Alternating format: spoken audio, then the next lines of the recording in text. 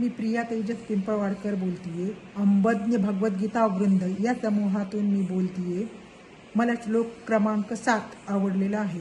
मना श्रेष्ठ धारिष्ठ जीवी धरावे, मना बोलणे नीच सोसीत जावे, स्वयं सर्वदा नम्र वाचे वदावे, मना सर्व लोकांसी रे निभवावे.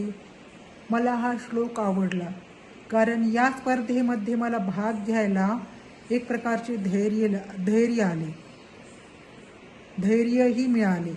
माऊलींनी येथे हेच सांगितले की धैर्याला तुम्ही श्रेष्ठ ठेवा. मी येथे स्वामी समर्थांचे एक वाक्य बोलून दाखवते.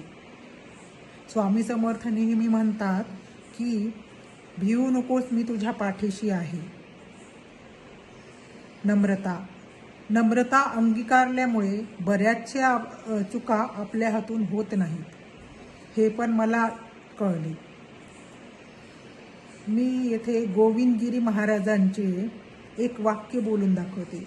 आपल्यात नम्रता येण्यासाठी अगदी सोपे साधन आहे. एक अगदी सोपे साधन आहे, ते म्हणजे नमस्कार याच्यातच मन उलटे केले की नमः असं होतं. तर नमस्कार केल्यामुळे एक प्रकारच्या आपल्यामध्ये एक नमन असा भाव तयार होतो आणि तो मन शांत ठेवण्यासाठी अगदी एक प्रकारचं एक साधनच आहे. तर इथे अनुराधाताईंच्या या श्लोक स्पर्धेमुळे मला मनन झाले. वरवर न वाचता मला मनन करायची एक सवय लागली.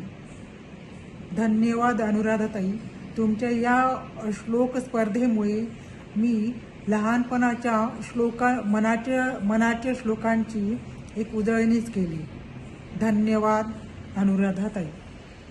जय जय रघुवीर समर्थ.